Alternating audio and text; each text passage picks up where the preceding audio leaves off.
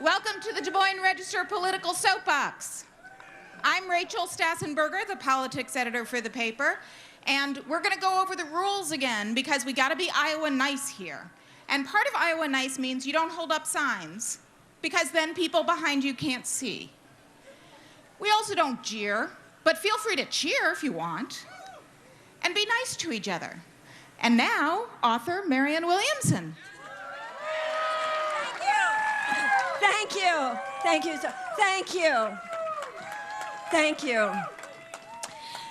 This is an extraordinary experience. And I'm very aware, particularly as a woman, that we can't do this everywhere. I'm very aware, particularly as a woman, that if I said a fraction of the things that I sometimes say in critique of our government and our governmental policy, that there are countries where I might be taken off to prison, even tortured.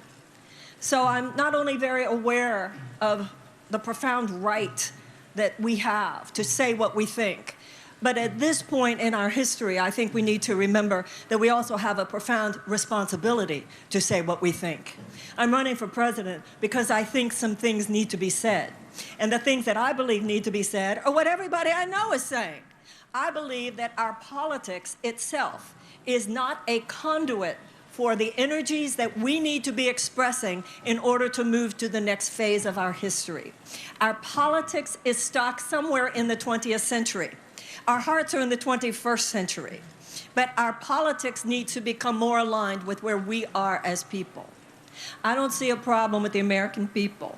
I think we're a good and decent people. I don't think we're any better than anybody in any other country.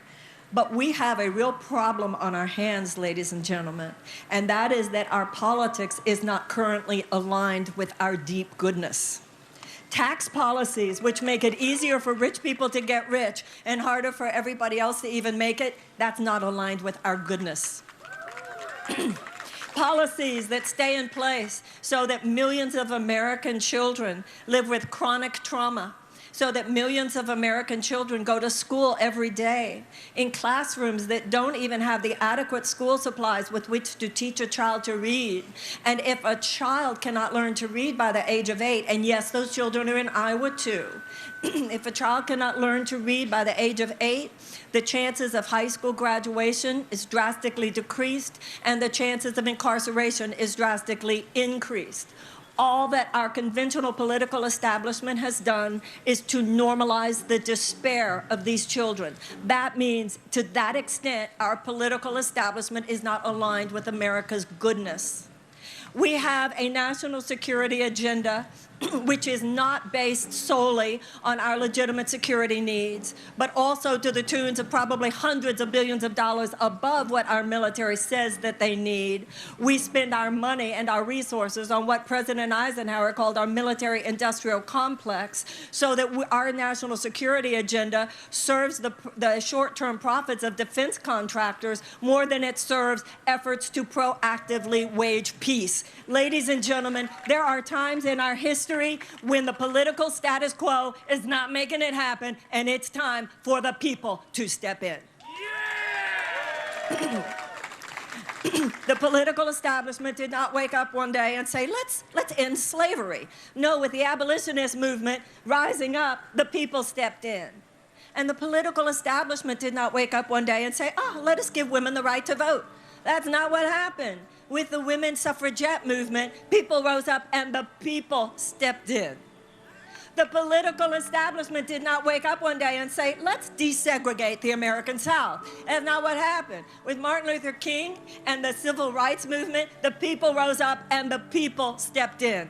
Now, ladies and gentlemen, we have issues that are just as serious as those. We don't have an evil institution such as slavery, an evil institution such as institutionalized suppression of women, or an evil institution such as segregation, but we have an amoral economic mindset that has corrupted our government, it has hijacked our value system, and it has put us in a place as a society where we put short-term profits for health insurance companies, gun manufacturers, big pharmaceutical companies, fossil fuel companies, and defense contractors before the health and well-being of the American people. You cannot look to the conventional political establishment to fix the problem. They are the problem. It is time for the people to step in.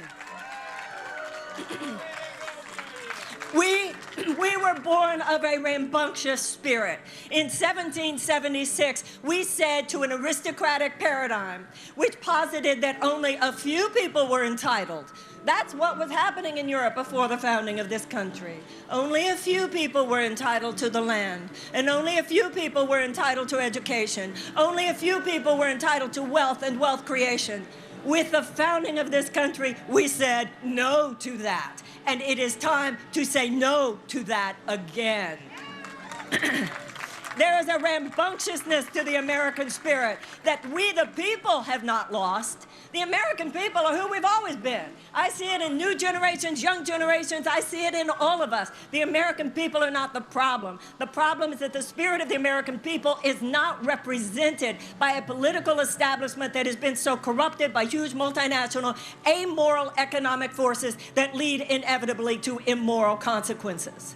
It is not the time for us to ask pretty please. We have been mentally trained to say pretty please for things that actually every American just should expect. We have rights and we have responsibilities. And I believe it is the responsibility of this generation to rise up the way other generations have risen up.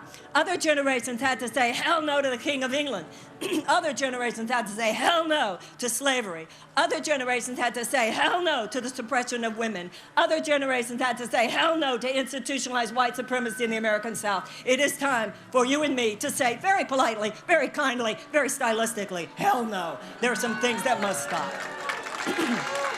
And they're going to tell you that the only people qualified to make this happen are them, not the people. This is not a matter of not nice people. This is a matter of corrupt systems in this country, ladies and gentlemen. We need a fundamental pattern disruption of the political and social and economic status quo in the United States.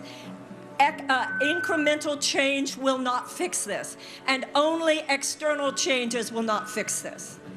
Look what we're going through right now with these mass murders. Look what's happening. I'm a progressive Democrat, so of course I want strong gun safety legislation. I want universal background checks. I want the outlaw bump stocks. I want to close all the loopholes. I want to renew the ban on assault weapons, and I want to outlaw the manufacture of their bullets. But ladies and gentlemen, let us go deeper than that. That is a symptom. We can talk about mental health issues. Even that is a symptom. We can talk about health care. Even that is a symptom. The issue is not just how to get more mental health care. The issue is why so many people feel like they're going nuts in America today. What's happening? The issue is not just how to provide health care. The issue is why are so many Americans experiencing chronic illness at such higher rates than in other countries? And it all goes back to the same deep underlying cancers. And the cancer that underlies all the other cancers is the money in our politics. The reason so many of us are sick are because of our chemical policies, our food policies, our agricultural policies, our environmental policies, and even our economic policies, given how much stress they cause. That is why so many Americans are burdened by college loans. That is why so many Americans are experiencing daily chronic economic tension and anxiety. Ladies and gentlemen, this is not going to happen differently just because we elect politicians who say we want to make your pain less. I don't want to just say I can make your pain less. I want to challenge the underlying forces that make all that pain inevitable. But we have been trained. We have been trained to forget where the power lies. We have been turned into spectators. And in some ways, we, the American people, have allowed this to happen. And we have acquiesced with our own disempowerment. Donald Trump and the forces that he represents are like opportunistic infections. They couldn't have gotten hold of us the way they have had there not become a weakened societal immune system, and that's each and every one of us. None of this is going to change on a fundamental level unless there is a rising of consciousness among the American people. We must realize that citizenship has to be an issue, has to be a part of any well-lived life. Right now, the political establishment looks at the American voter like you're a poker chip. I want this many, I want this many, I want this many. You're not a poker chip. You are the power. The power was given to we the people. Is that radical? Oh, you betcha. Democracy is radical. Democracy is radical and love is radical.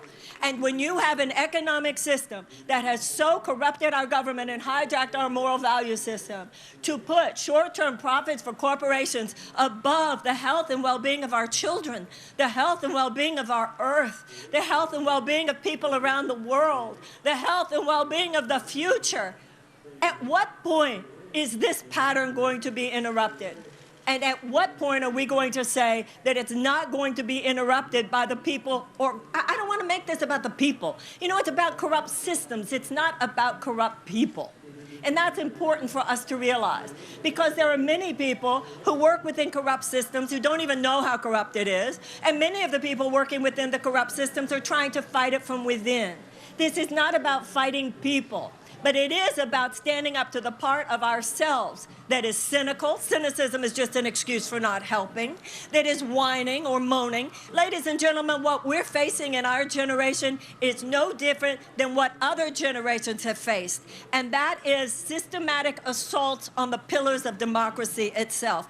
We're not the first generation to have to deal with this stuff. Let's just not be the first generation to wimp out on doing what it takes to put this ship back on track. That is what I believe. Thank you. And that is why I am running for president, because I believe that leadership should be that which is holding the deepest conversation about the things that matter. I'm not interested in a top-down leadership paradigm that's stuck somewhere in the 20th century. To me, what a leader does is to hold the space for the brilliance of others. I'm not saying send me to Washington and I'll fight for you. I don't want to go to Washington and fight for you, but I want to go to Washington and co-create with you. Because what needs to happen in Washington also has to happen in Des Moines, also has to happen throughout the state of Iowa, and none of these things will change until you become the man you're capable of being, you become the woman that you're capable of being. All of us rise up in the way that generations before us have risen up. They didn't have a good chance of winning. What did the abolitionists have? There was no reason to think they could abolish slavery. What did the women suffragettes have? There was no reason to think that they could get women's suffrage. What did the civil rights workers have? There was no reason to think that they could fight off the forces of institutionalized white supremacy. They stood up, they showed up, they rose to the occasion, and ladies and gentlemen, so can we. We have some serious problems in this country, and we've had serious problems in our past, but let us identify with the problem solvers.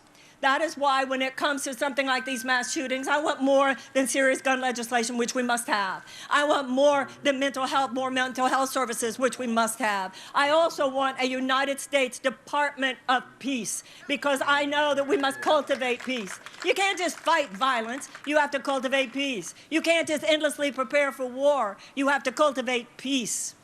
Darkness is the absence of light. We can't just fight hate. You have to cultivate love. And some of the changes have to happen inside us, and some of the changes have to happen on the level of policy.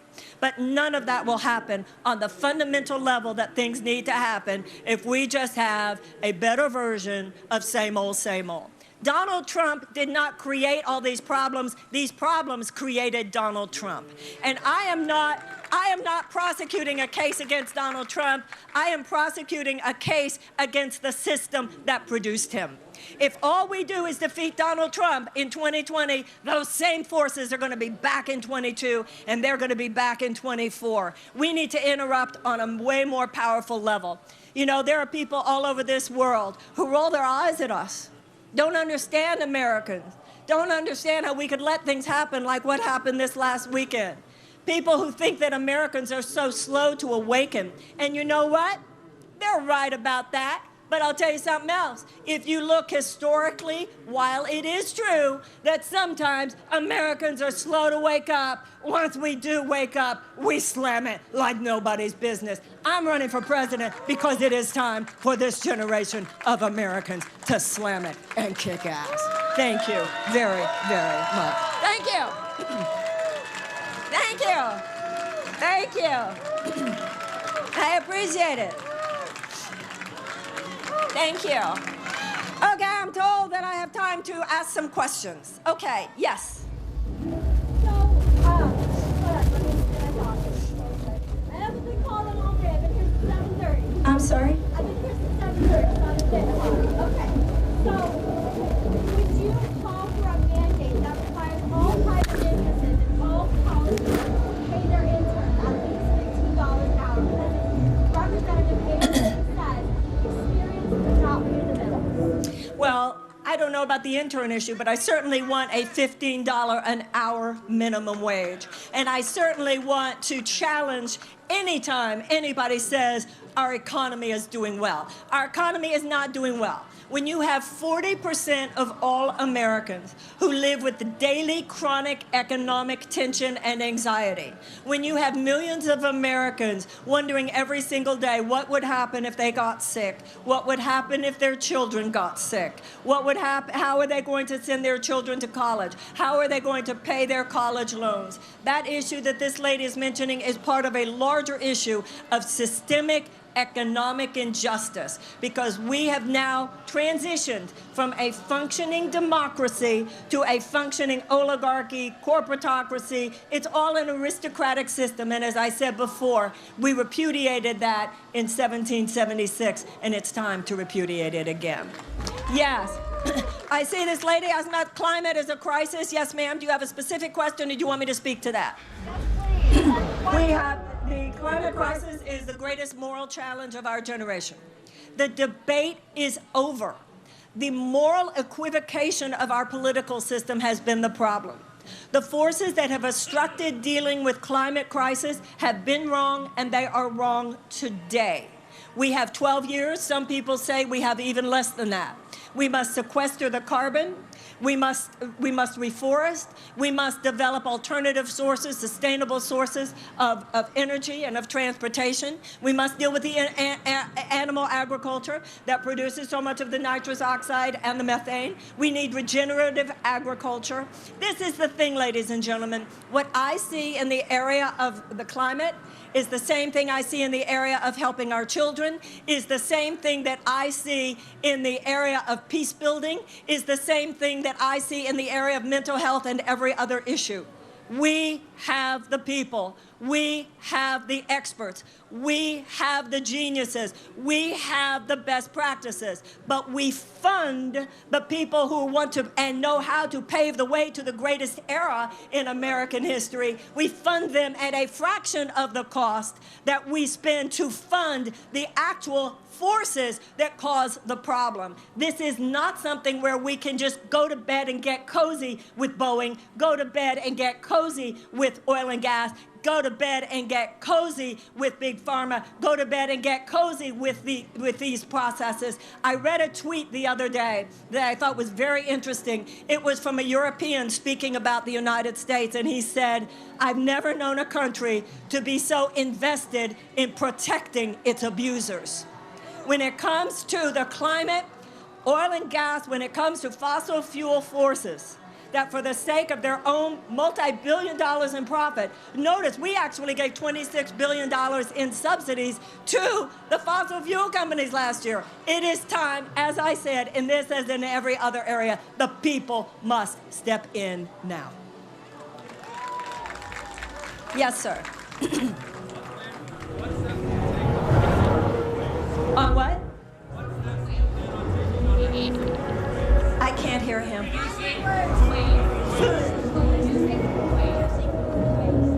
Reducing fixing food waste. I think a lot of the things that we call food waste are actually things that could be transitioned into sustainable ways to actually help those who are hungry. We have in this country 43 million people who are considered food insecure, and a lot of them are children, some 13 to 15 million people. And the most interesting things that I hear about food waste today have to do with issues where food, what we consider food waste, does not have to be seen as waste, but could be seen as food products and food sources that actually could be transitioned. This is one of the things we have to do. You have to decide, we are going to end poverty in the United States. When was the last time a politician talked that way? It was Lyndon Johnson, to say we are going to end hunger in the United States. We are going to create a peaceful society in the United States. Then everything becomes different. All policy decisions become different, including food waste. America has too much food waste, where in other societies, what we consider food waste would actually be transformed into food that could feed people. Am I okay to continue? Yes, sir. How can we best help you? How you can best help me? I'll tell you how you can best help me. Wake up and realize that it is an intentional, strategized smear. When they tell you, I'm anti-medicine, I'm anti-science, I'm dangerous. I've heard that I'm dangerous. I've heard that I'm crazy. I've heard that I'm a grifter. Please know that there are powerful forces that do not want me to be in the third debate. They do not want me to be in the third debate. It's kind of interesting because just like President Trump looks at certain people from certain countries and say, you're not like us, you don't belong here. There are political forces in this country who say, you're not like us, you're not in our club, you don't belong here. In America, we don't do that. So what you can do is when they call you, when they tell you I'm a long shot, you might ask yourself, why did I say that? When they say stuff about me, why don't you actually look into the truth and do your own investigation and see if it's true? And if you believe that my voice should be in this, now, that doesn't mean necessarily you know who you're going to caucus for, because you're going to have a lot of really good people to listen to. But if you believe that my voice matters and should be heard, then I hope you'll go to Marianne2020.com. I hope you'll give me whatever you're comfortable giving me. If you haven't already, please give at least $1 so I can get those donations up, so that I can make that 13,000 I think I still need to get into the third debate, and shout it from the rooftops. And don't apologize for thinking I have something to say. Don't apologize for it. I need those numbers in the polls. What's wrong with having somebody who's not like them? You're right, I'm not like them, and I'm proud of it. Thank you very, very, very much. Thank you.